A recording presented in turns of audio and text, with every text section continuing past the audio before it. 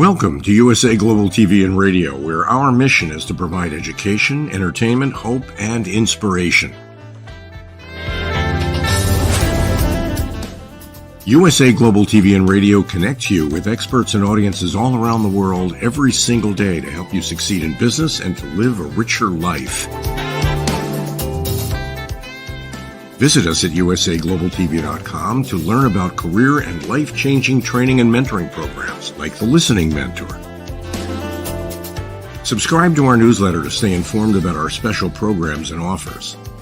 Discover how you can become a guest on one of our shows or a host or producer of a USA Global TV and Radio show of your very own. That's USA Global TV and Radio, where the doctor is always in.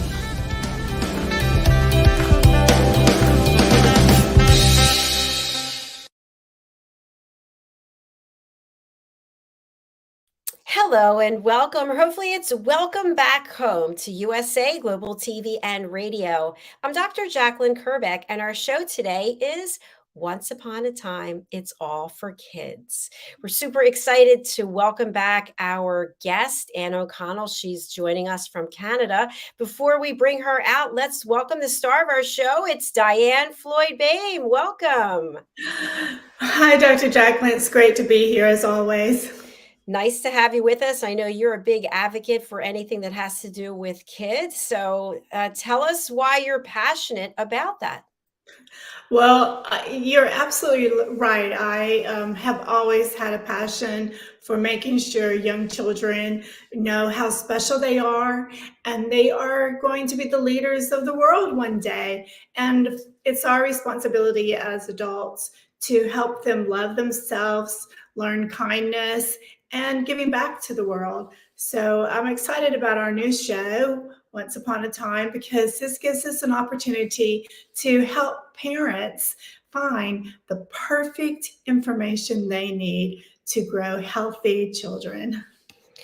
Absolutely. And we want to let our audience know that this show is for anyone who has work or something in their life that impacts children and they want to come on and share. Even though we have a book behind us, it doesn't mean it's just for authors. We want to welcome anyone and everyone who has the ability to influence the lives of children. You know, DIANN, it's kind of interesting. I just was thinking as a segue that children don't get the attention that they need in many cases. And then when we get to be older, we don't get the attention that we need in many cases. So it's kind of this in-between time where we're all obsessed with ourselves. I don't know. That is so true. Or, you know, as parents, we're so into trying to figure out how to make sure things happen that we need to do, you know, to run a household, get our work done, etc. And then you're just shuffling children everywhere. At least I know I was. And it's like, okay, it's dinner time now. We got to get you to baseball or whatever. And sometimes we just need to step back and let the children breathe, which means just let them go play in the backyard and use their imagination. So again, and this is another great way to remind parents that kids need to breathe just like we do.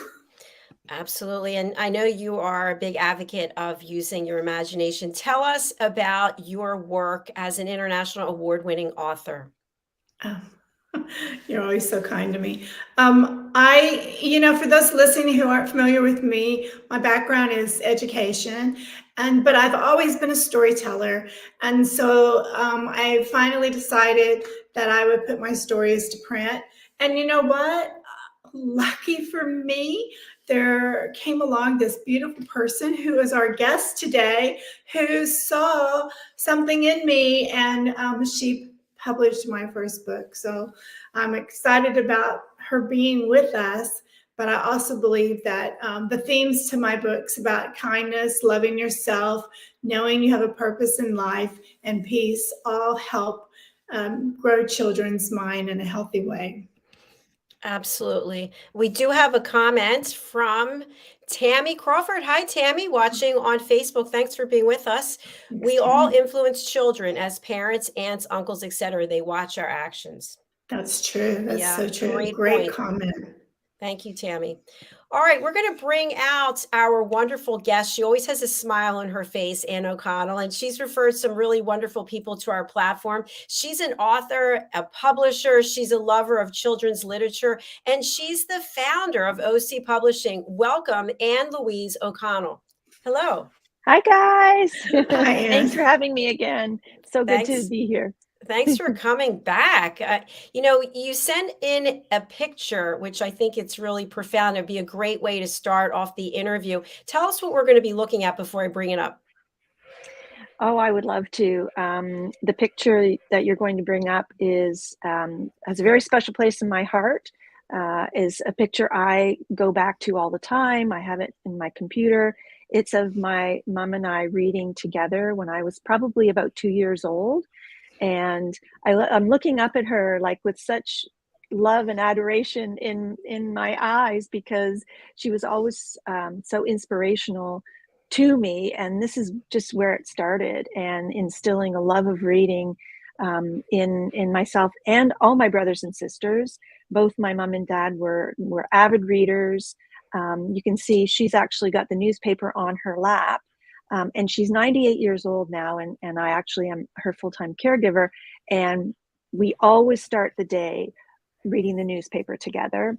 And then that newspaper sits on her lap the rest of the day. And if you look closely, I think that what I have in my hand is a Reader's Digest. It looks like it, yeah.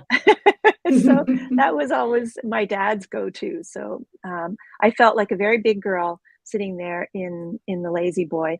And this is the epitome of my mom every single day in her favorite chair.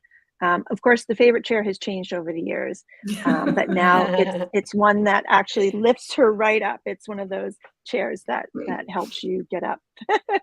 I loved your little shoes too. So cute. I know. My little feet were always going like this.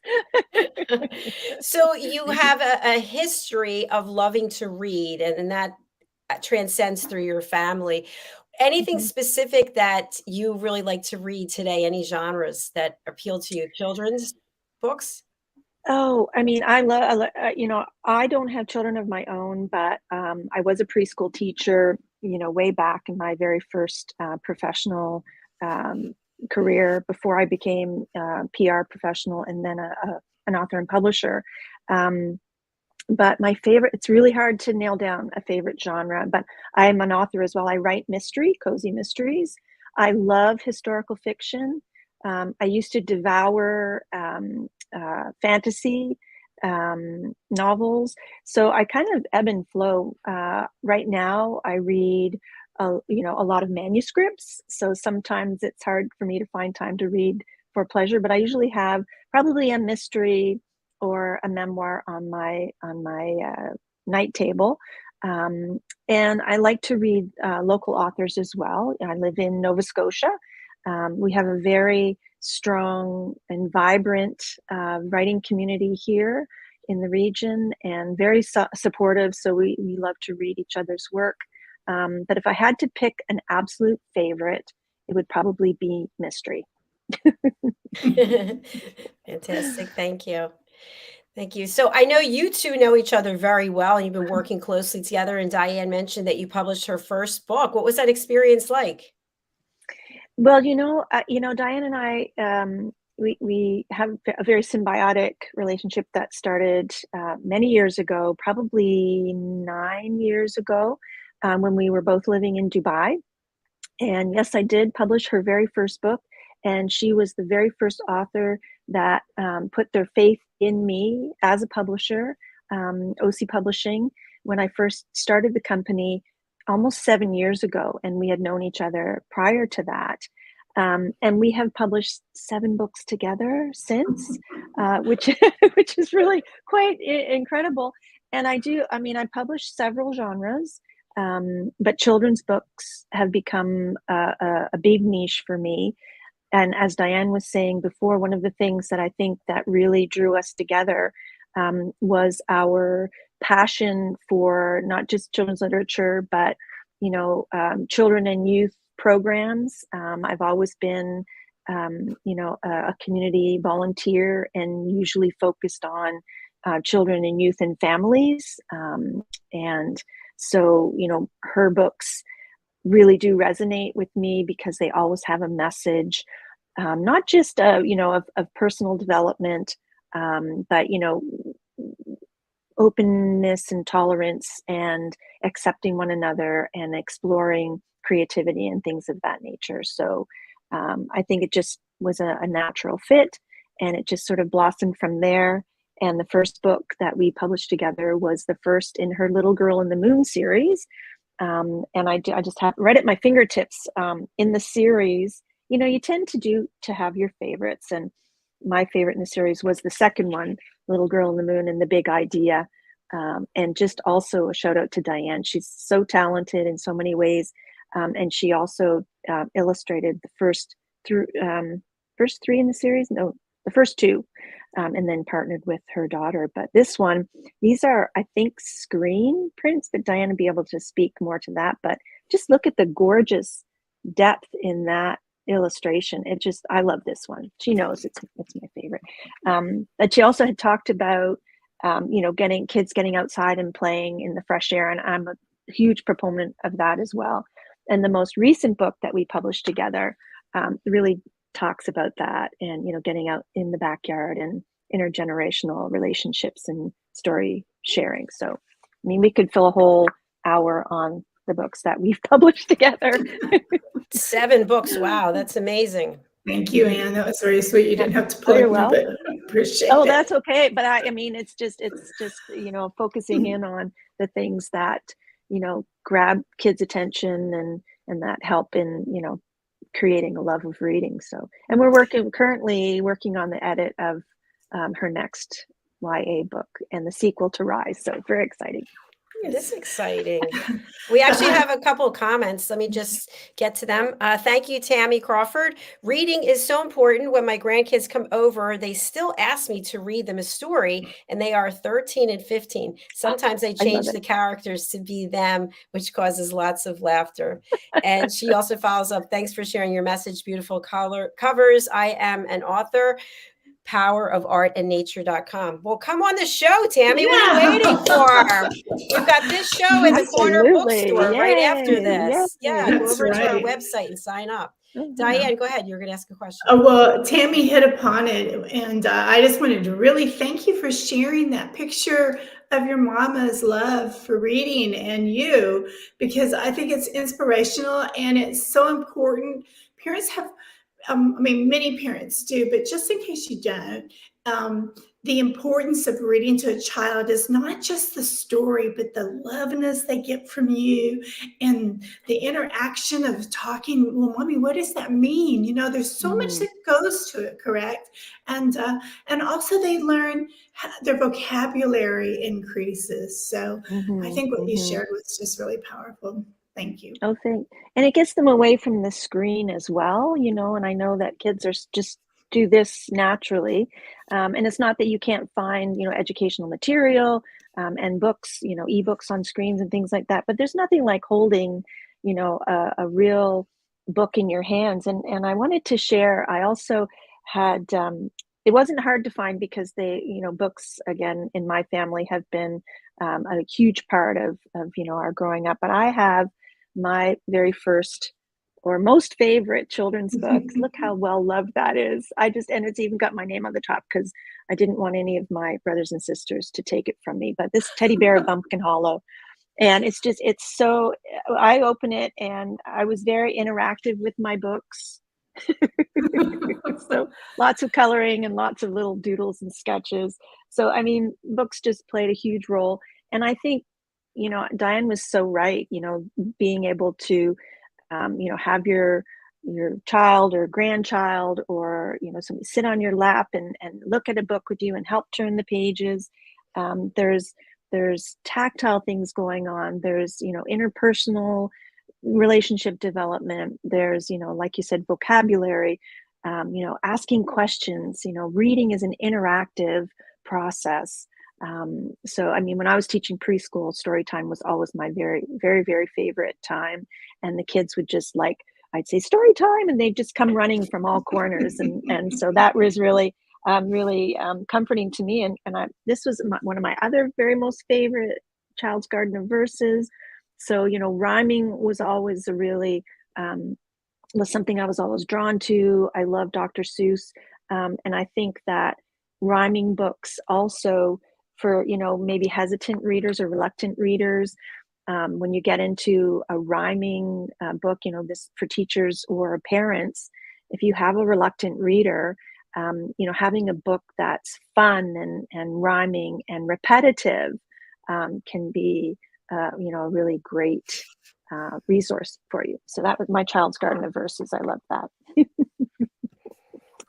Great, thank you. Fantastic. And we've discussed this before, but I think it really warrants repeating, because you work with a number of people, and people can self-publish, they can hire a publisher, there can be a hybrid. What's that distinction there? Really good question. There's, you know, right now there's such a plethora of publishing options available. You know, there's always the traditional model, which takes a lot of time to research and find the right publisher, and that's actually the case right across the board. Most people are familiar with that model. Self-publishing, you know, where the author actually has to take the initiative and develop the process and work directly with the editors and the designers, find the platform that you're actually going to publish on, understand all of the technical aspects of creating the files that have to be uploaded for printing or for ebook. And then the hybrid model is like a cross between the two. So OC Publishing is a hybrid publisher. So it's a traditional model that is fee-based. So we follow the same process as a traditional publisher would, but I would coordinate all of those moving parts and facilitate all of the relationship with the designers and editors, and also do all of the title setup.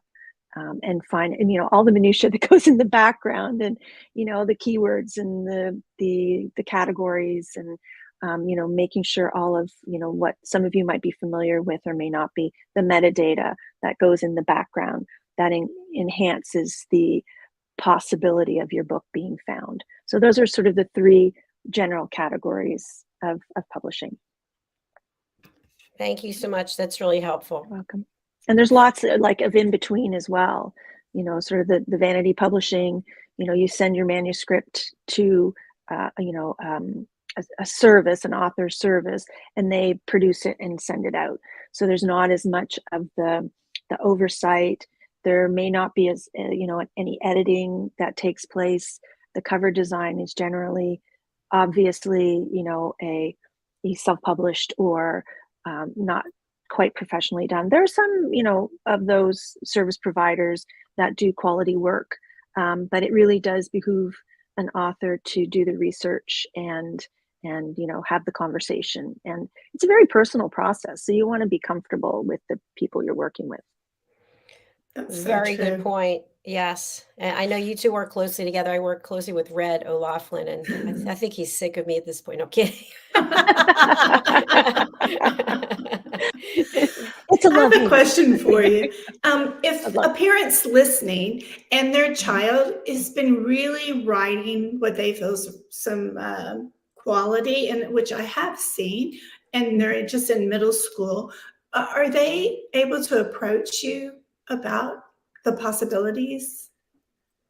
I'm happy to talk to anybody, and I've mentored young writers, you know, in the past, and I do writing mentoring. So, you know, happy to have a conversation. Love to nurture new talent and young talent, and encourage kids. And I know DIANN does a lot of speaking engagements where she does the same thing. So. What I would say to a parent is, you know, if your child is showing promise, if they, you know, have a desire or a passion, I mean, it might be a little too early to introduce them to sort of a professional, but what I would do is read out loud their work, show them just, how wonderful it sounds when it's spoken out loud, and encourage and have them draw pictures that go with, the words that they're writing. But yeah, I mean, I'm my email, I'm an open book, and at ocpublishing.ca. If anybody has questions or ideas or thoughts or just wants a little direction.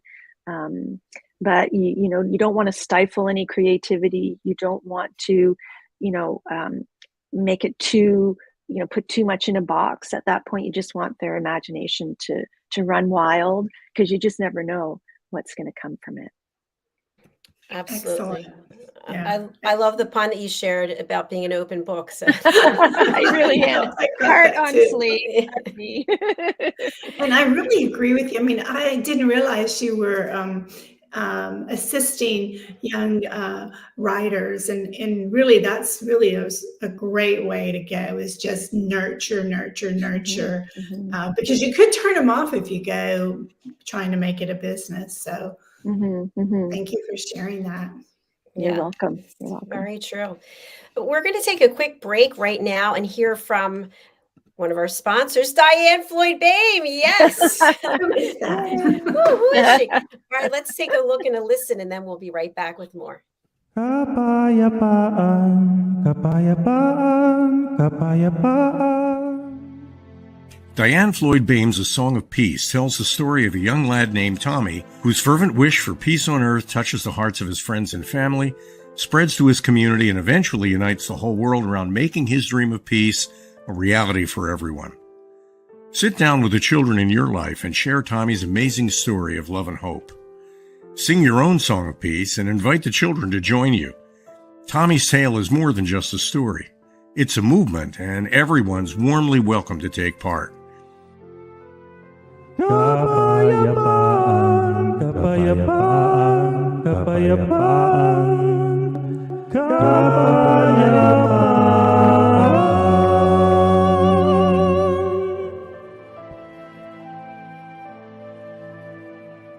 You'll find A Song of Peace, along with many other wonderful learning and enriching opportunities for children of all ages, at DIANNFLOYDBOEHM.com.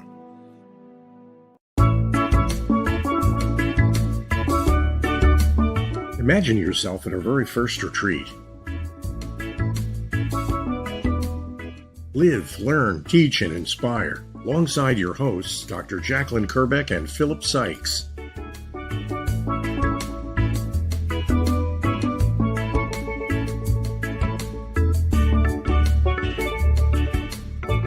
In partnership with USA Global TV and Radio and the British School of Excellence.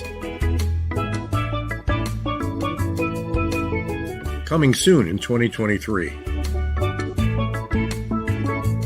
Email us at info@usaglobaltv.com for more information. Hello, boys and girls, and welcome to Story Garden. Your host, DIANN BOEHM. I'm so happy to have you here today. DIANN FLOYD BOEHM tells wonderful stories that warm the heart, spark the imagination, and unite people and families across generations. For children, Diane's Harry the Camel connects with all of us who've ever wondered how different our lives might have been if only we'd been born something better, like a wonderful horse instead of an ordinary camel. In the end, we all learn along with Harry that there's nothing better than just being yourself. Diane's Little Girl in the Moon looks down on earthbound children and wonders if they know she's just like them. A story of love, home, and the bond between mother and daughter, its powerful theme that we're each of us different yet all of us the same plants a seed in children that promises to blossom within a loving and trusting grown-up.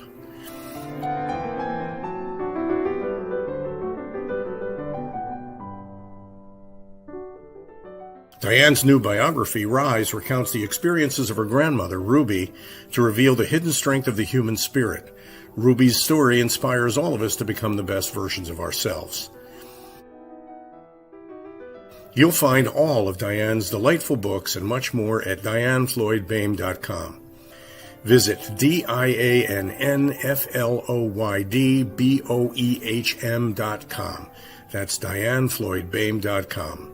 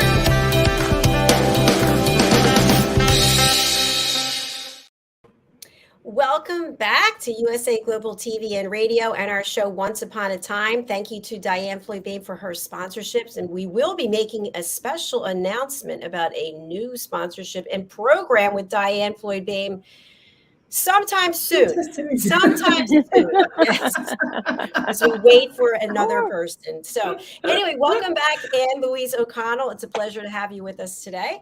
A question that I have, working with all the children's authors, is it the illustrations? Is it the storyline? Is it the takeaway? What is most important in a children's book? That's a really good question. It's all of the above, but the most important thing for a children's book is to draw attention and to hold attention. So when you look at the different age groups, making sure that it's age appropriate, and kids all develop at different rates. So even if you have a children's picture book that's meant for ages 2 to 5 or whatever, you may have a 6 or 7 year old that will gravitate toward that book, and vice versa. So if you have a very precocious young one who's reading at a higher grade level, you want to encourage that as well. So having visual things that draw the parent, teacher, or child to the cover. I have this one. I love this one. How cute is that? Very colorful, vibrant. The messages are important, but not the central theme or central number one goal, because a child reading a book it's not going to say, oh, this is the lesson I learned, but they're going to absorb it. So making it fun and engaging, then that has a learning at the end that sort of happens by osmosis, if that makes sense. Yeah. Absolutely. It does make sense. A question I have for both you and Diane is, when you think about children's books, there coloring books, there's squishy like bath time books, there's hardback, what format should an author use? That's a really good question. I always publish softcover and hardcover, and it's interesting that you bring this up, because I've recently some of the bookstores in my area have really started to turn their attention to our children's books, and had requested copies of the book I just showed you, but in the Mi'kmaq version, which is our local Indigenous language. And I said, well, I only have hardcover book copies of that available. I can order more. And her comment, and this is Tessa Adams at Sure Thing in Liverpool, Nova Scotia, I'll give a shout out. And she says, children's books are an investment, and a hardcover lasts longer. So, sometimes the concern is, hardcover is more expensive to produce, but if you want your book to be purchased by libraries, for example, or, schools, then a hardcover is preferable because it has a longer shelf life, even though the cost per book might be a little higher, but it will last longer. Ebooks are very, very popular, but not as popular with children's books, but that kind of runs the gamut as well. So most books that I publish, children's books that I publish, I'll do a softcover, a hardcover, and an ebook. When you talk about the squishy bathtub books, and also the board books, those are more like the 0 to 2 sort of category. And the board books and the bathtub books are very durable, and that's for a reason, because they tend to get chewed on for when they're first, unless you're monitoring them really closely. So it all depends on who your target market is, what you want to accomplish with that book, and also knowing that those are also costly to produce. So if you're self-publishing or hybrid publishing, then those two probably aren't cost effective for you. Great points. And Thank you. Dan, Yeah. Dan probably has ideas there too. So I imagine, Diane, that you probably are following the guidance that Anne's giving, right? Because she's been doing this for a long time. Yeah, she's the boss. Yes, Anne, yes. Yes, yes, yes. But I will say, for me personally, like if I'm writing a story, I cannot wait till it's illustrated, because it's, to me, the illustrations make a story. I turn into a little kid, and I just believe that the illustrations, the kid steps into that story, and sometimes they create their own story and want to just go straight to my favorite page. Mommy, please. Oh, no, this is really, let me tell you what's happening. And that to me is magic. So. Oh, absolutely. Yeah, you recently had this author on the Corner Bookstore. Yeah, Elizabeth. And she is the author and illustrator of this book. And Diane says, the drawing, all of the books that I've published, I feel this way about, but Orange Kitty and the Mouse Parade, talk about drawing. I just have to share this. Talk about drawing you into the story. This illustration has 55 little marching, baton twirling, tumbling, baking mice, like just dancing around this little kitty snoozing in the hall. So, this is an example of a book that has so many of the elements that we've been talking about. The rhyming, it's counting, it's colorful, it's fun, but and the kids are learning, while you're absorbing this book. So, Diane, you're absolutely right about the illustrations, bringing a story to life, and that's just. That is a delicious book. It looks like it. That is a lot of work. Yeah, beautiful. Yes, absolutely beautiful. Yeah, and Elizabeth is illustrating another book that we have coming out in August. A new author with us, Barbara Ann Miller, and it's called Zigzag Zeffie. So a little shout out to a book coming out in August. We're really excited about Zigzag Zeffie. You're going to love it. It's a story about a puggle, a beagle, and a pug, and he is just this delightful character, and his Hugh mom just adores him. And so it's going to be a little series, and it's a rhyming one, and it's a story about Zigzag Zeffie finding his forever home, and like all the things that he discovers in his wide world outside. And he goes to puppy school, behavior school, and meets all kinds of amazing other dogs. And in the next one, we'll be meeting some of Zeffie's neighborhood friends, and it's going to be a message of diversity and and connecting with like and not like little fur people in the neighborhood. It's going to be fun. I think that's a great point that you bring up, because I think also as authors, you have to have diversity. You have to include everyone, to make it so that it's more realistic. Absolutely. I was sharing, so I'm here in Virginia, and not normally I'm in Texas, and I was watching my little grandson and his cartoons, and I said to his mom, I said, you know what I love about cartoons now is it has everybody in it, so everybody can find themselves in the story.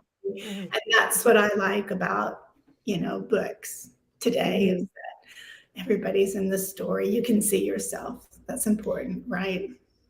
So, but Dr. Jacalyn, I'm going to do a shout out for you, because your illustrations for your listening books are incredible. Oh, and Miss Ella, so cute. To see him or not, but our illustrator MD, he's going to be on our show on Sunday, so I'm excited about that. Okay. And I'm super excited because the books are dedicated to my great niece. I call her Lady Ella, and I'm going to see her on Sunday. So she's actually coming down here with her family, which is super exciting. And for your birthday, I guess. Yeah. And in the new book, which came out a couple of days, I think yesterday, I forget, there's a picture of her I don't have the book yet, obviously, but there's a picture of her reading her book. And yay. And I love Yay. butterfly and ladybugs. Who doesn't love ladybugs, I right? Yeah, yeah. There's, I didn't realize that they're actually beetles under those pretty little, those red, Oh, what are they called? Anybody? They're Red little wings. Thank you, wings. Underneath those wings, it's a beetle. It's a brown beetle. So just I goes didn't to realize show they were part of the beetle family, but now that you've said it, I it didn't makes either. total sense. Yeah. We'd be Total bringing an sense. entomologist on. Yeah. Well, that's another point that many times you have to do your research before you write a book, because you want to know that people need to know that what you put out there is actually accurate. This Yes, is true. exactly. That's true. Yes. And I think you have another book that Mary's done, or she has several, right? Mary? Yeah, she wrote like the Christmas books, and didn't she just come out with another one?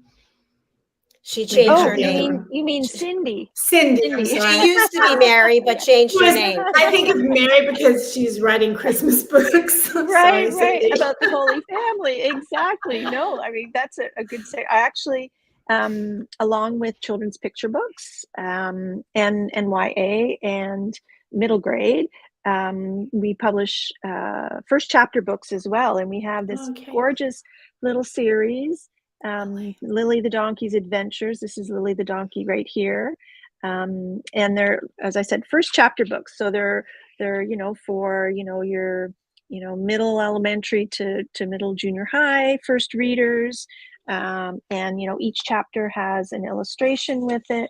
And this particular story series does introduce kids to the Holy Family. And the very first one, this is the third one actually, and this is the baby Jesus here talking, using his heart talk and heart vision to communicate with the animals. And it's basically the story of the life of Jesus told through the eyes of a little donkey named Lily. So it's fun, it's educational. I call it Jesus fan fiction. Hopefully that's not offensive to anybody. I just think it's just, really, it's a wonderful, heartfelt, and lots of fun animals. And this illustrator, her name is Laura Chauvin. She's from Montreal, Quebec, in Canada. And she's just totally brought this to life. And I think, Diane, you and I were talking at one point about making bunnies look lifelike, but still like bunnies. There's Professor Rakim Rabbit holding the bunny Bible. I think that Lara has just captured these characters quite beautifully. And this is Red Dog and Yo-Yo the monkey. This is again a first chapter book. There are three in the, hang on, I might be able to put my hands on my handy dandy bookshelf. So these are the first two. So Lily's Secret. This tells the story of the birth of Jesus and the angel that came to Lily to tell her that she was going to be the chosen one to carry Mary, who's pregnant with the baby Jesus, to Bethlehem.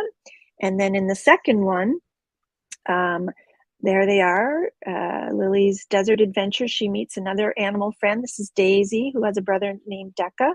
And the point at which evil King Herod, comes to kill all of the firstborn male children, they escape. And this is the story of them making the trek across the desert. And of course, this most recent one is when they arrive in Egypt. So that's sort of in a nutshell, Cindy Tingley's Lily's adventure series. Thank you so much for sharing that with us. And we're actually you. out of time. I can't believe it. Oh, but how too can fast. people reach out to you, and who would you like to connect with you? Oh my goodness. Readers, please, authors, fellow publishers, people who have questions.